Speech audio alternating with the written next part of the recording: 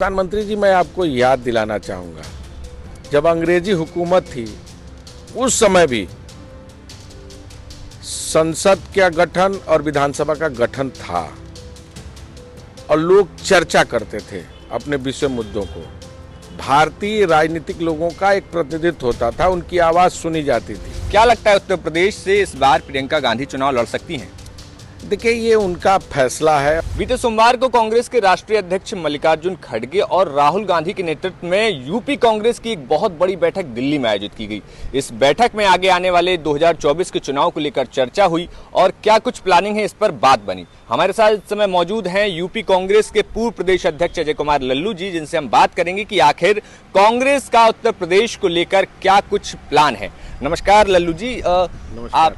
आपसे ये जानना चाहेंगे कि आखिर कल जो बैठक हुई जिसमें राहुल गांधी जी खुद मौजूद थे, क्या मुख्य मुद्दा रखा गया उस बैठक का? देखिए, उस बैठक में आदरणीय प्रियंका गांधी जी भी थी, आदरणीय केशव वेणुगोपाल जी भी थे, हमारे जो राज्यसभा के मेंबर श्री राजीव शुक्ला, श्री प्रमोद तिवारी, श्री इमरान प्रतापगढ़ी जी भी थे और उत्तर प्रदेश के जो जितने भी लीडर हैं, चाहे वो पूर्व अध्यक्ष रहे हों या राष्ट्रीय सचिव हों या तमाम संगठनों के पद पर जिनका एक ओहरा है, जो पूर्व विधायक भी रहे हैं, वो सभी लोग उसमें आमंत्रित थे। और निश्चित तौर से आगे जो चुनाव 2024 का आने वाला है उस पर विस्तार से एक चर्चा हुई, गंभीर चर्चा हुई कि कौन से विषयों को लेकर, कौन से मुद्दों को लेकर हम जनता के बीच में जाएंगे, हमारा सवाल क्या होगा।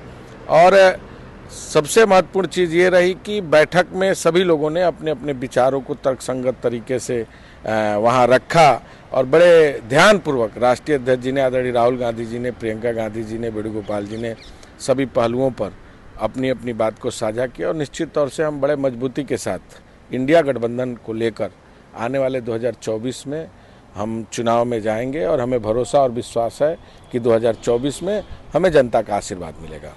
अजय जी, जिस तरीके से 2022 का विधानसभा चुनाव जो आप प्रदेश अध्यक्ष थे लड़ा गया और उसमें जो नेतृत्व की भूमिका थी वो प्रियंका जी की अहम देखी गई।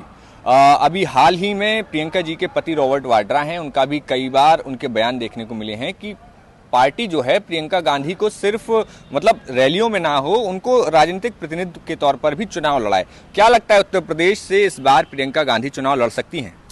देखिए, ये उनका फैसला है और मैं समझता हूँ कि वो लोग इस पर क्या फैसला लेते हैं ये उनके विवेक के ऊपर छोड़ देना चाहिए।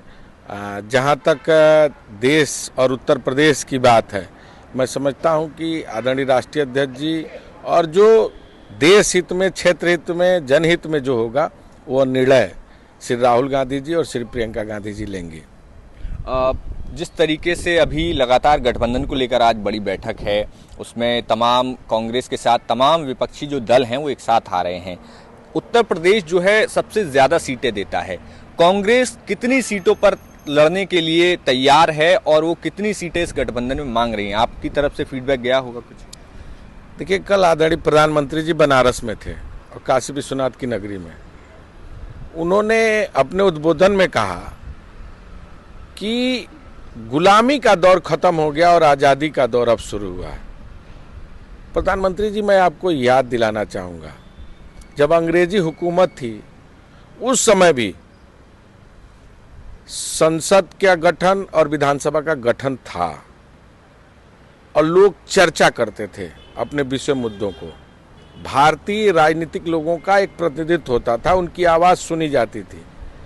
लेकिन आज जब आज़ादी के बाद 1952 में पहली बार सरकार बनी और उसके बाद आज 2023 है और देश के संसद में 33 कल सदस्य संसद के निलंबित कर दिए गए और 14 पहले कर दिए गए, यानी 47 का आंकड़ा। क्या यही लोकतंत्र है? अगर संसद पर हमला हुआ, चूक हुई, तो क्या गृह मंत्री को उसका जवाब संसद में नहीं देना चाहिए? आप कहते हैं कि सड़कों पर विपक्ष अनायास हंगामा करता है और सदन में आप जवाब नहीं देंगे, सड़क पर आप लाठी चलाएंगे, मुकदमा लिखेंगे, जेल भेजेंगे। मैं समझता हूँ ये स्वस्थ लोकतंत्र की परंपरा नहीं है। आज यह पूरा भारत जान चुका है जिस तरह संवैधानिक संस्थाओं पर आपके द्वारा चोट पहुंचाई जा रही है, न्यायपालिका हो, चाहे इलेक्शन कमीशन हो या संविधान हो, उसका पूरी तरह जो अनुपालन किया जा रहा है आपके द्वारा, निश्चित तौर से आज यह स्पष्ट रूप से देखने को मिल रहा है कि देश आज़ादी के बाद पहली बार गुलामी की तरफ जा रहा है और गुलाम भारत को आपने एक नए सृजन की तरफ ले जाने का प्रयास किया है। संसद के सदस्यों को सदन में न बोलने देना, ये कौन सी लोकतंत्र की परंपरा है, ये मैं आपसे जानना चाहता हूँ। अजय जी, जिस तरीके से इंडिया गठबंधन की हम बात कर रहे हैं, अभी जो चौथी बैठक हो रही है दिल्ली में, उसमें कांग्रेस की तरफ से राहुल गांधी और तमाम बड़े नेता शामिल होंगे। क्या लगता है उत्तर प्रदेश को लेकर कि जिस तरीके से समाजवादी पार्टी कह रही है कि जो जहां मजबूत है वहां चुनाव लड़े, तो समाजवादी पार्टी का दावा है कि हम जहां मजबूत हैं हम डिसाइड करेंगे कि कितने सीटों पर कौन कहां लड़ेगा। तो कांग्रेस इस बात को, जो एक प्रेशर पॉलिटिक्स अखिलेश यादव की तरफ से देखी गई है, उसको कैसे टैकल कर रही है? देखिए, हमारा मुद्दा बड़ा क्लियर है। हम बेरोजगारी को लेकर, महंगाई को लेकर, जातिगत जनगणना को लेकर हम देश की जनता के बीच में जाने वाले हैं। और जहां तक इंडिया गठबंधन का मामला है, बैठक में शीर्ष नेतृत्व भी है, सभी दल के जो प्रमुख हैं वो लोग भी आए हुए हैं। और मैं समझता हूं कि सभी लोग, क्या हो सकता है, कैसे हम चुनाव जीत सकते हैं, कैसे हम इस सांप्रदायिक अराजक, बेरोजगारी फैलाने वाली, दलित पिछड़ों का हक मारने वाली, आदिवासियों के जमीन को छीनने वाली सरकार को कैसे हम उखाड़ कर फेंक सकते हैं, इसके बारे में विस्तार से चर्चा होगी। चुनाव में सीटों के बंटवारे को लेकर ये नेतृत्व को तय करना है और नेतृत्व ये आगे बढ़ेगा कि कैसे हमें किस सीट पर, किस प्रदेश में किसको कितनी सीट लेनी है। अजय जी, एक आखिरी सवाल, आप कह रहे हैं कि चुनाव को लेकर नेतृत्व को तय करना है किस सीट पर कौन कहां लड़ेगा।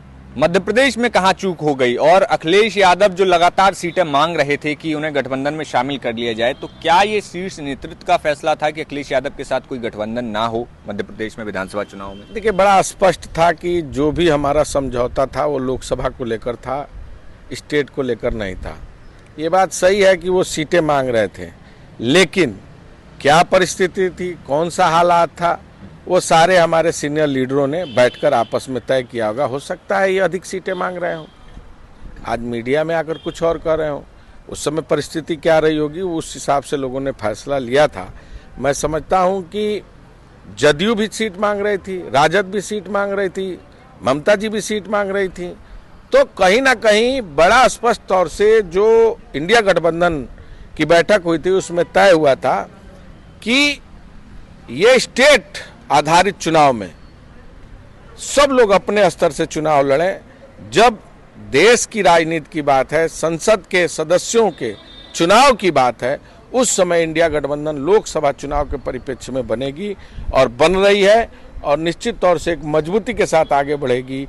देश जीतेगा, संविधान जीतेगा, गांव जीतेगा, गरीब जीतेगा, बेरोजगार जीतेगा, जातिगत जनगणना जीतेगी, किसान जीतेगा, नौजवान जीतेगा और निश्चित तौर से 2024 में इंडिया गठबंधन जीतेगा। एक आखिरी सवाल कि क्या इस इंडिया गठबंधन में बहुजन समाज पार्टी को शामिल करने की कोई मंशा है, आगे प्लानिंग है? देखिए, आप ही के चैनल के माध्यम से मैंने बहन जी से निवेदन किया था, पुनः निवेदन कर रहा हूँ, बहन जी आइए, ये दौर अलोकतांत्रिक है, ये दौर जनता के ऊपर अन्याय अत्याचार करने वाली सरकार है, ये दौर जो संविधान को नहीं मानती, ये दौर जो अराजकता को मानती है, ये दौर जो धर्म के नाम पर लोगों में विभेद पैदा करती है, ये दौर जहां लोगों के ऊपर अन्याय अत्याचार हो रहा है। बहन जी आइए, इस गठबंधन का हिस्सा बनिए और देश देख रहा है, इतिहास देख रहा है, यह जरूर इतिहास पूछेगा कि जिस समय बहन जी बताइए देश के नौजवान, गरीब, किसान, दलित, पिछड़ों के ऊपर अत्याचार हो रहा था, उनके अधिकार छीने जा रहे थे, संविधान नष्ट हो रहा था, बेरोजगारी चरम सीमा पर थी, अपराध चरम सीमा पर थी, निश्चित तौर से उस समय क्या आप गठबंधन के साथ आई? मैं आपका हाथ जोड़ के निवेदन करता हूं, आइए इस इंडिया गठबंधन का हिस्सा बनिए, मजबूत होकर, एकजुट होकर इस सांप्रदायिक शक्तियों को, देश में उन्माद फैलाने वाली, देश में बेरोजगारी बढ़ाने वाली, किसानों की निर्मम हत्या करने वाली सरकार के खिलाफ एकजुट होकर संविधान को बचाने के लिए, लोकतंत्र को बचाने के लिए, देश के गौरव को बचाने के लिए, इतिहास को बचाने के लिए आज आप हमारे साथ आइए। बाबा साहब के सपनों को साकार करिए। आइए बहन जी, इस इंडिया गठबंधन का हिस्सा बनिए। तो बहुत बहुत शुक्रिया अजय जी आपका यूपी तक से बात करने के लिए। तो ये थे हमारे साथ कांग्रेस के पूर्व प्रदेश अध्यक्ष अजय कुमार लल्लू जी, जिनका कहना है कि जो गठबंधन है, इंडिया गठबंधन, उसमें बहुजन समाज पार्टी सुप्रीमो मायावती शामिल हों। इसके साथ ही साथ सीट शेयरिंग को लेकर उनका कहना है कि जल्दी ही इस पर बात बन जाएगी। मध्य प्रदेश चुनाव को लेकर भी उन्होंने बताया कि किस तरीके से वहां पर बात नहीं बनी थी। और सबसे बड़ी बात जो अजय कुमार लल्लू जी का कहना है कि विधानसभा लेवल पर इंडिया गठबंधन नहीं था और ये सिर्फ लोकसभा के लेवल पर है और अभी इस पर बातचीत का दौर जारी है। आज इंडिया गठबंधन की दिल्ली में बैठक है, देखना होगा कि क्या कुछ इसमें निकल कर आता है। कैमरा पर्सन सिद्धार्थ के साथ मोहित कुशवाहा, यूपी तक।